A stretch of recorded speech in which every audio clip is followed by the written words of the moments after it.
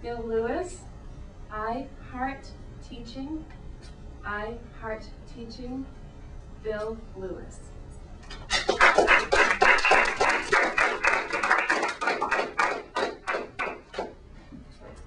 Madam Toastmaster, fellow Toastmasters, most welcome guests, I love teaching. For me, teaching is the most exciting, most fulfilling, most demanding career I can imagine. When I'm in that classroom, I am shaping the lives of my students. It is an honor, an enormous responsibility.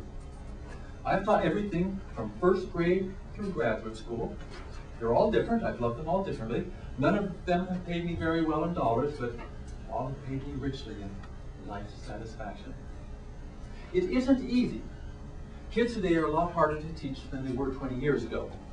They don't see a lot that they admire in the adults around them and treat us all with a certain amount of suspicion.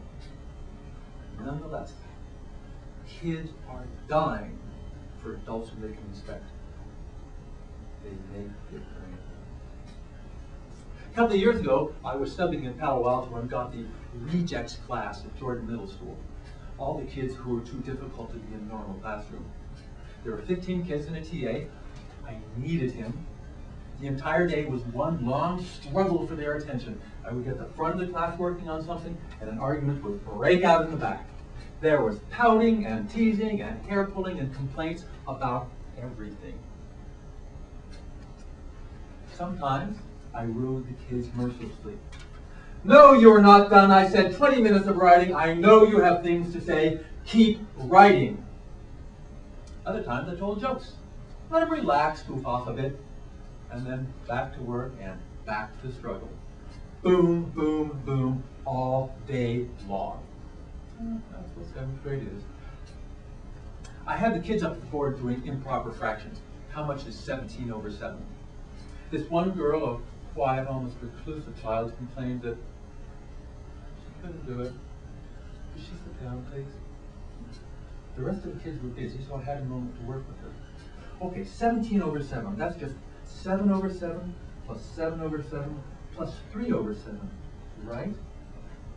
And she said, oh, is that it? I can do that. I got a call from the school the next week. Could I substitute for them again?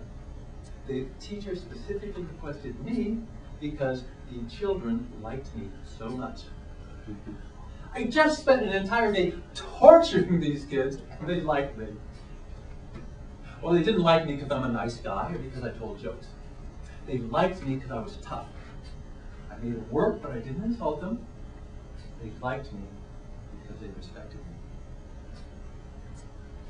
It's not hard, 7th grade curriculum. Anyone could teach the 7th grade curriculum, just not the 7th graders.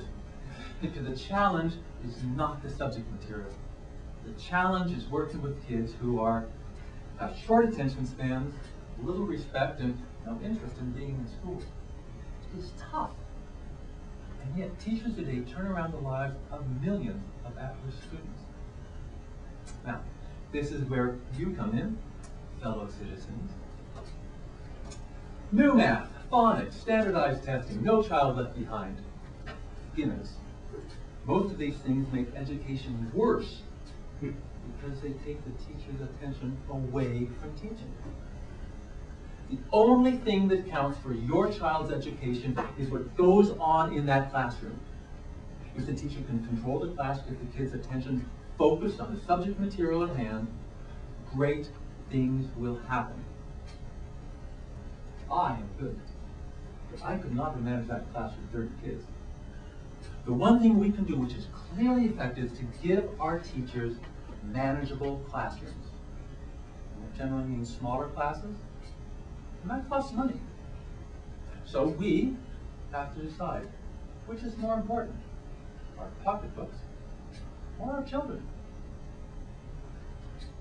Now, I've been subbing, and that's kind of asking for it. How many people have substitute teachers? Were you good to your substitutes? Did you do what they asked you to do? The one really good thing about subbing, great practice for table topics. Half the time I have no idea what I'm going to do when I walk through that door. I was at Somerville High and got an ESL class at the end of the day. A dozen kids, half Brazilian, half Haitian, no interest. This one kid raised his hand, "Hey, teach! Teach! It's the end of the day. Why don't you relax, we'll talk quietly among ourselves, it'll be okay." I told him that I was sorry, but I really had to teach. Everybody rolled their eyes and groaned. I cajoled this one girl into coming up and reading the first part of the assigned story. She did so in a lackluster fashion and gave me a bored look. "Can I sit down now?" I asked her to pronounce the word acquire. Acquire? Acquire. She repeated it a few times, got it, smiled. We did a couple more words she had trouble with. The rest of the class started paying attention. I had more students come up, read more of the story. At the end of the hour, the original student raised his hand. "Hey, teach! Teach! Let me try." He did well. The bell rang, students filed out. He hung behind. "Hey, teach, you can sub for us anytime." He gave me a handshake.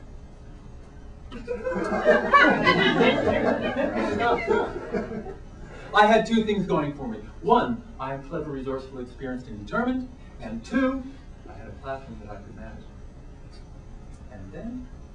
And then there are those wonderful magic moments that occur for reasons that we'll never really know. That girl with the improper fractions? I was back at Jordan studying in a different class and walked past the library where she was working. She dashed out, ran up to me and exclaimed, "Hi, Mr. Lewis, remember me? I'm Sierra, just like the mountains." I assured her that I did remember her, and that she was my favorite student ever. She gave me this huge smile and dashed back in. And that, ladies and gentlemen, is what I love.